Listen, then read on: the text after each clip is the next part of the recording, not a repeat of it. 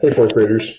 So this week's historical fiction picture book is called Sky Dancers, and it's about a Native American tribe called the Mohawk or the Iroquois, who worked on a lot of the really famous skyscrapers, big tall buildings in New York City, especially in the 1930s and 1940s. So here is a fictional story about some real historical events.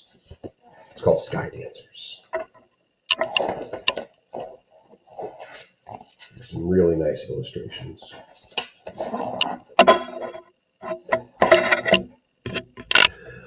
Holding the trunk, John Cloud felt the rough bark against his cheek as he stood in the tree. Right foot, pull. Left foot, pull. Again he had climbed as far as he dared, yet there was still a long way to go. He tested one foot up on the third branch and pressed some weight on it. The branch bobbed up and down, waving its leaves at no one in particular. No, not yet. John leaned back against the tree trunk and felt its strength and wisdom.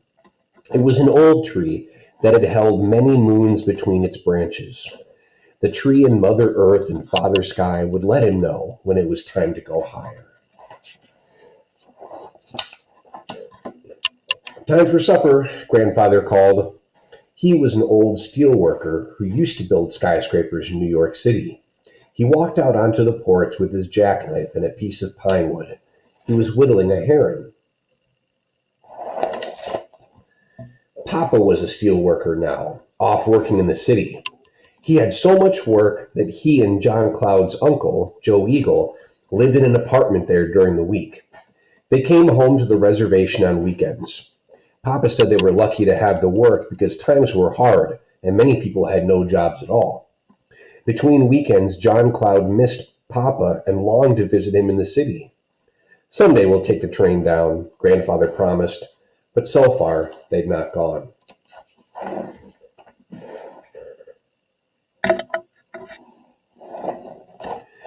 Papa and Uncle Joe liked to build. When they weren't building a skyscraper in the city, they were working on the tribal longhouse or raising the roof for a new floor on their own houses. John Cloud rarely left Papa's side when he was home. "Hand me up some nails," Papa called, and lowered the bucket down from the rooftop.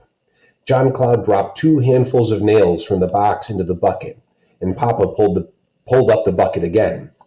Sometimes Papa sent the bucket back with a stick of chewing gum or a shiny nickel in the bottom. "Good work," he'd call down, and smile at John Cloud in a way that lit up the sky. One evening after supper, Mama took up her beating by the stove, and Grandfather sat whittling the tail feathers of his heron. "Papa and Uncle Joe Eagle have to stay in the city this weekend," Mama said. "Would you like to go see them?" "Yes," John Cloud said. He jumped and twirled with excitement. "People are crazy down there," Grandfather warned.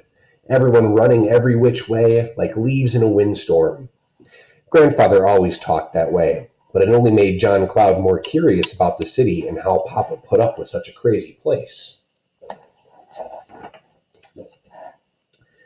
That weekend, John Cloud sat aboard the train with Mama and Grandfather and quietly ate the sandwich Mama had made. He watched a flock of geese race with the train outside the window as the train rickety-rattled along the tracks. Even the ride into the city is fast and noisy, John Cloud thought. But soon he liked the rapid rhythm of the train. It made him sleepy. He woke up only when the train slowed, bobbed, and screeched to a halt inside the station. That beautiful picture.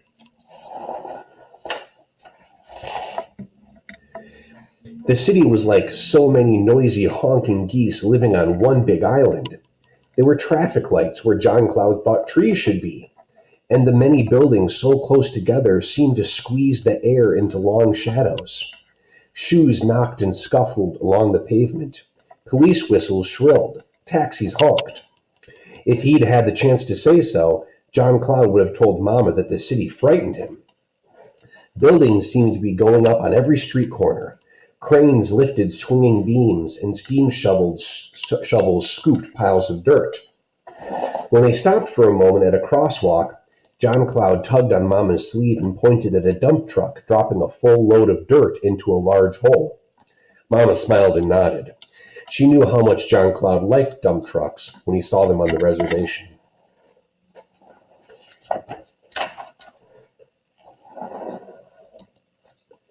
"This way," Grandfather shouted over the sudden rattling of a jackhammer. John Cloud jumped and covered his ears. Mama rushed into the crosswalk behind Grandfather, and for a moment John Cloud lost sight of her in the blur of people hurrying to cross the street. His heart raced as he turned his head in every direction, searching for Mama and Grandfather. "Here," Mama called, suddenly appearing before him, her hand outstretched. John Cloud took Mama's hand, and they caught up as closely behind Grandfather as the rushing crowds would allow. Finally, they reached Papa's construction site. Grandfather said they had to stand outside the fence, but they would still be able to see Papa. "There, on that crossbeam," Grandfather said, pointing. It took a minute before John Cloud could make out his father. Then John Cloud knew it had to be him by his shoulders and his walk. He was wearing his cap and his work belt, and he moved sure-footed from one workstation to another, across straight beams and down slanted ones too. His feet looked as if they clung to the steel.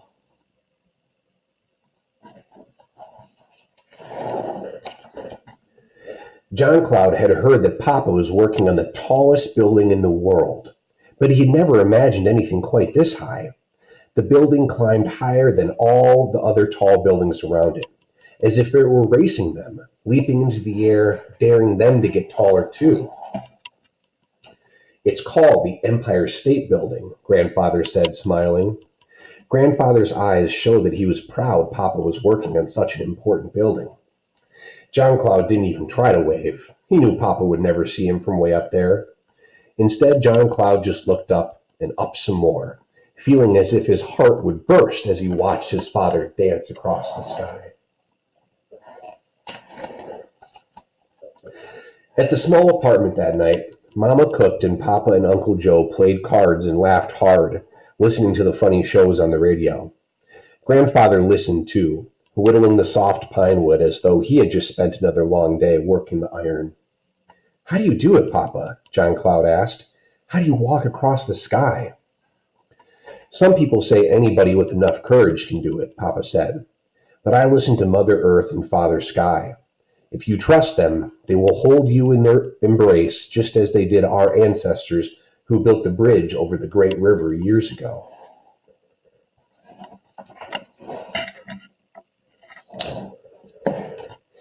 Sometime later, back at home, John Cloud felt the rough bark of the tree against his cheek again.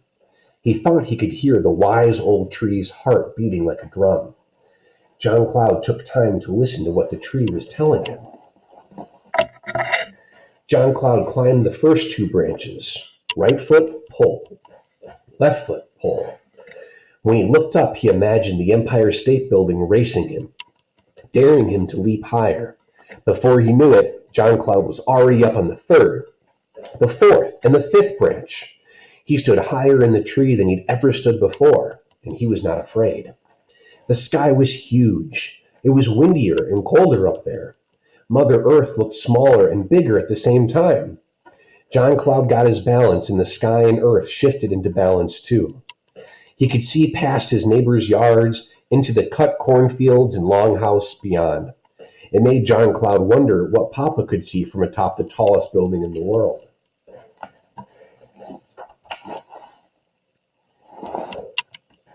"What do you hear, my son?" Papa asked. John Cloud was surprised to see his father suddenly appear beneath the tree, looking up through its bare branches at his son. John Cloud's feet had a sure hold of the branch. They were telling him he could walk farther out if he wanted to, maybe even dance. But he just stood there, looking down. "I'm listening to Father Sky," John Cloud said. "He is kind. I will make you proud of me one day, Papa." "I hear that too," Papa said, smiling. John Cloud reached into his pocket and tossed something down to Papa. He caught it in two hands and held it up. It was a stick of chewing gum. Papa looked up and smiled. "My favorite," he said. John Cloud climbed down to a lower branch. Then he turned and leaped into Papa's arms, catching him by surprise. "Ah, Papa said, laughing and setting John Cloud down on the ground. He tousled his son's hair and curved a hand around his shoulder.